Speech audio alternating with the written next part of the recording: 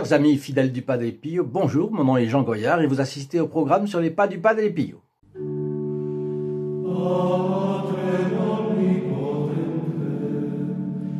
Le Padre Pio est la petite voix d'enfance spirituelle de Sainte Thérèse. Voilà notre troisième vidéo sur la question. Et dans notre dernière vidéo, vous vous en rappelez, nous avons abordé la petite voix d'enfant spirituel dont l'abbé Combes, grand spécialiste de la théologie de Sainte Thérèse de l'Enfant Jésus, nous a prouvé qu'en fait, elle était grande. Nous avons vu que le Padre Pio l'a beaucoup appréciée et conseillé à ses fils et filles spirituels. D'ailleurs, je ne veux pas manquer de vous rappeler la photographie. Pour ceux qui ne connaissent pas bien la chaîne, cette photographie est gratuitement à votre disposition. C'est la photographie qui a présidé à la béatification du Padre Pio.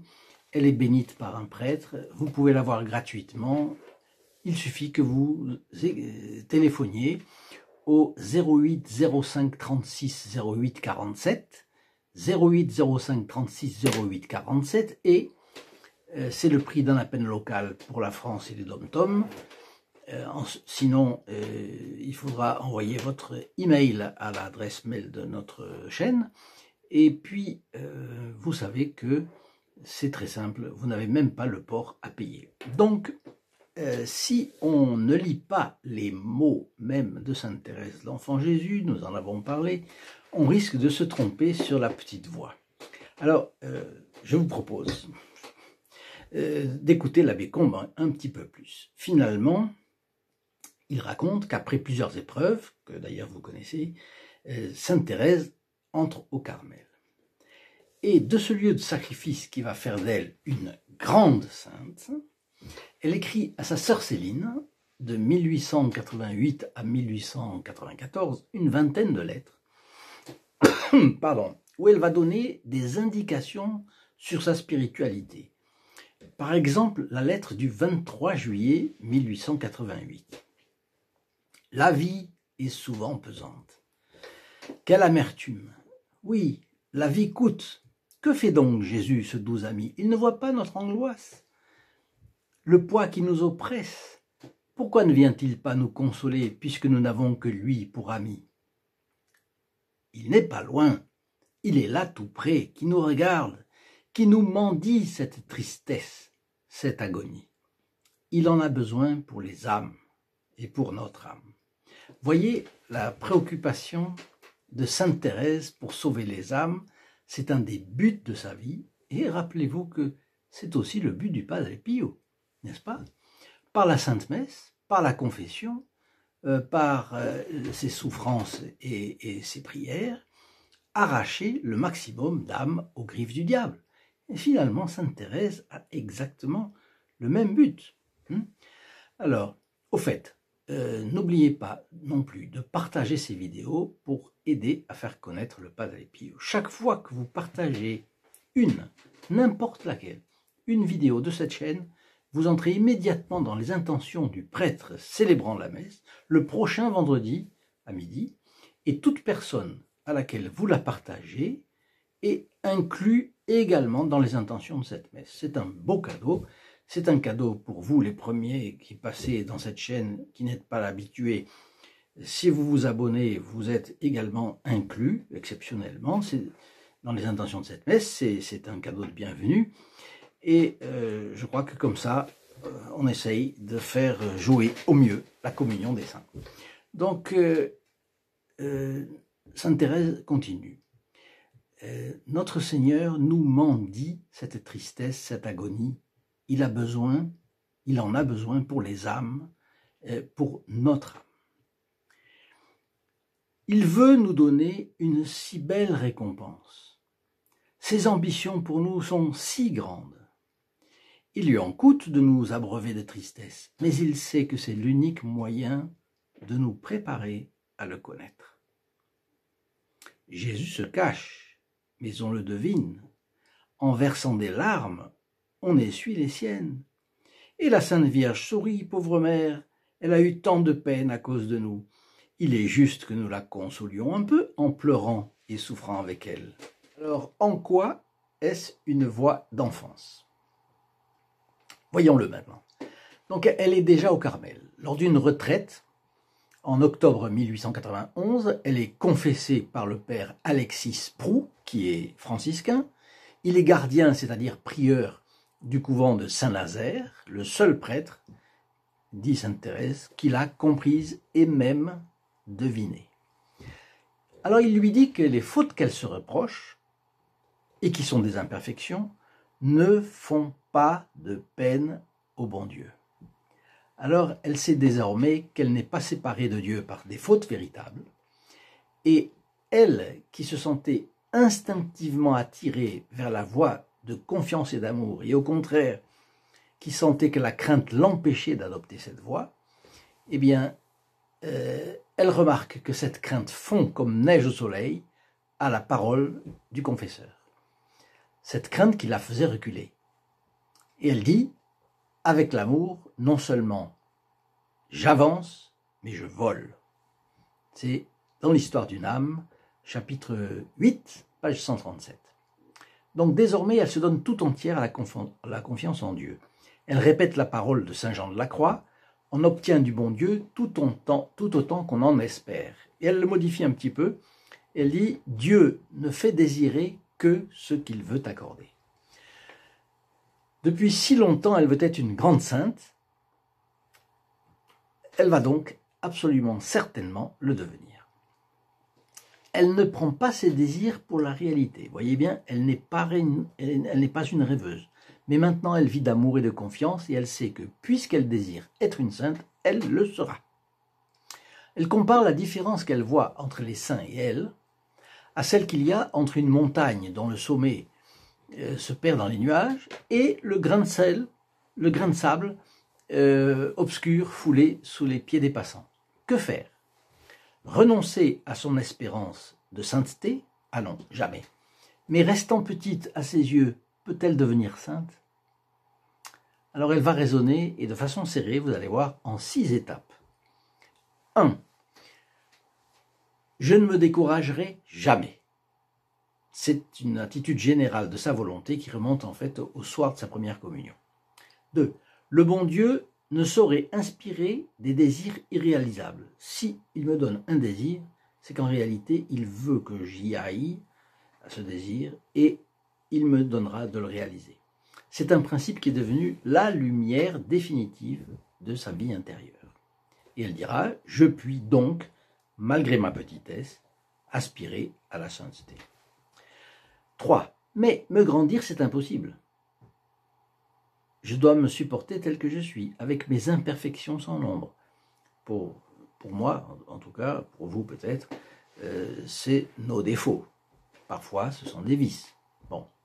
Mais l'abbé Combre insiste. Attention, ce qui fait la grandeur de cette voie, c'est qu'après avoir si clairement défini l'impasse où sainte Thérèse se trouve, elle est découvert la seule issue vraiment capable de l'en sortir. Qu'est-ce qu'elle fait? Elle refuse absolument de renoncer à son projet de perfection. Alors, c'est quand même un dilemme. Eh bien, persuadée que ses efforts pour éliminer ses imperfections, pour nous, nos défauts, voire nos vices, ont été vains, elle voit qu'elle ne pourra jamais gravir seule l'escalier, toujours rude, de la perfection. Elle se demande si n'existerait pas un moyen pour atteindre le même but, c'est-à-dire le ciel, par une voie plus courte et plus directe que celle qui ne peut pas lui réussir. Alors vous connaissez la comparaison qui s'impose à son esprit. Chez les riches de l'époque, on ne monte plus les escaliers, on prend un ascenseur. Le voilà notre ascenseur. Être saint, cela veut dire être au niveau de Dieu. Ne pourrait-elle pas découvrir un ascenseur qui, la dispensant d'efforts infructueux, l'élèverait de manière absolument sûre vers Jésus? Alors sous cette forme imagée, l'abbé Combe insiste, sa recherche touche à ce que la théologie a de plus profond en matière spirituelle. Elle exprime l'impuissance radicale de l'effort humain le plus consciencieux, ce qu'on appelait autrefois l'ascèse, n'est-ce pas, à satisfaire une âme éprise de sainteté, c'est-à-dire éprise d'union totale et immédiate à Dieu. Donc, pour sainte Thérèse, cela, appelé à un ascenseur, si vous voulez, c'est un appel au secours à une force extérieure qui assurerait une ascension passive, c'est vrai, mais sans délai et sans échec. Cette voie mystique où l'âme n'aurait plus qu'à laisser faire Dieu, existerait-elle? C'est la question que se pose sainte Thérèse. Mais seul Dieu peut répondre, d'accord? Alors Thérèse va l'interroger. Et ça, c'est le 5e point.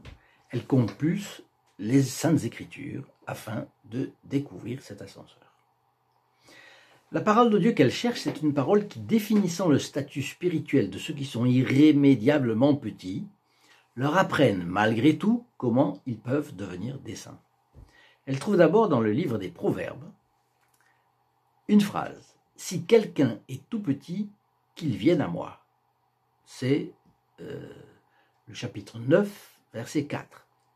Alors, c'est la sagesse éternelle qui parle à sainte Thérèse à travers cette phrase.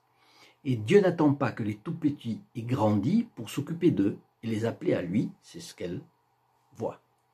Puis elle trouve dans le livre d'Isaïe, comme une mère caresse son enfant, ainsi je vous consolerai. Je vous porterai sur mon sein et je vous balancerai sur mes joues. C'est Isaïe, chapitre 66, les versets 12 et 13. Donc, avec les tout-petits, c'est Dieu qui a l'initiative. C'est lui qui se donne toute la peine. L'ascenseur qui doit m'élever jusqu'au ciel, ce sont vos bras, ô Jésus. Voilà la conclusion de son point numéro 5. Elle a un point numéro 6. D'où il n'est pas nécessaire de grandir pour l'atteindre. Il est même nécessaire de rester petit pour bénéficier de cet appel et de ce traitement de choix. Et même il faut devenir de plus en plus petit, se dépouiller de plus en plus de soi-même et se laisser guider. Alors sainte Thérèse a découvert dans les textes de la Bible l'ascenseur capable de l'élever jusqu'à la plus grande sainteté. Et selon l'abbé Combes, il est probable qu'elle en soit arrivée à s'expliciter sa petite voix à elle-même lorsqu'elle a dû faire face à une nouvelle responsabilité au Carmel. Elle est chargée de la direction spirituelle des novices et sans sa nouvelle solution, elle en aurait été accablée parce qu'elle s'en sentait incapable. Voilà ce qu'elle dit. Aussitôt que je pénétrais dans le sanctuaire des âmes, les novices, je jugeai du premier coup d'œil que la tâche dépassait mes forces. Nous, quand nous nous trouvons dans des impasses, dans des incapacités totales, disons, de faire face, ne voudrions-nous pas prendre la petite voie d'enfance spirituelle que recommandait aussi le Padre Pio? Et oui, bien sûr, je pense que c'est indispensable. Voilà, nous avons eu un aperçu de la petite voie d'enfance spirituelle de sainte Thérèse. Donc c'est une voie petite parce qu'elle est une voie pour les humbles, pour les personnes incapables, n'est-ce pas? Mais c'est une voie d'amour et de confiance, et donc une voie grande, parce qu'elle exclut le relâchement et la médiocrité, qui évidemment nous guettent à chaque instant. Et c'est saisir au jour le jour les occasions de sacrifice que la Providence nous présente, et le faire par amour. Bon, et notre bon Padre Pio, qui guidait ses pénitents sur cette voie alors que ce n'était pas la sienne, mais il la connaissait, il la comprenait ô combien, et il y engageait ses enfants spirituels. Vous voyez, ce Padre Pio si bon, si généreux, généreux dans la souffrance, si miséricordieux. Vous voyez combien de choses sont communes entre le Padre Pio et sainte Thérèse de l'Enfant Jésus. C'est quelque chose de phénoménal. Alors, je vous répète, vous pouvez obtenir gratuitement cette photographie au 08 05 36 08 47 Il suffira que vous vous abonniez avant, juste avant, parce que ça ne marche pas si vous n'êtes pas abonné. Mais là, c'est facile, avec la description de cette vidéo, vous vous abonnez là, et vous actionnez la clochette, vous actionnez les options toutes, et puis voilà. Bon. Puis Thérèse découvre un autre texte. Le Seigneur rassemblera les petits agneaux et les prendra sur son sein.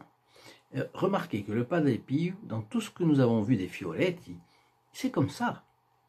C'est-à-dire qu'il est celui qui est marqué par la Providence, par des dons extraordinaires, et mais il les déverse sur des gens qui sont si faibles, qu'il est là, et que lui, il vient et il les porte, finalement. C'est ça qui s'est passé. Nous allons reprendre. Je vous demande de mettre votre like, bien entendu, de partager ces vidéos, vous le savez, pourquoi, et puis de mettre vos commentaires. Qu'est-ce que ces réflexions de l'abbé Combe vous suscitent chez vous comme commentaire? Est-ce que vous aviez l'idée que cette voix de Sainte Thérèse était si grande, petite dans la forme, petite parce qu'elle est pour les gens petits qui se sentent irrémédiablement bloqués dans leurs imperfections, dans leurs péchés, dans leurs défauts, dans leurs vices, éventuellement. Bon, eh bien, laissez-moi vos commentaires et je vous souhaite une très bonne journée et je vous dis à demain. Au revoir.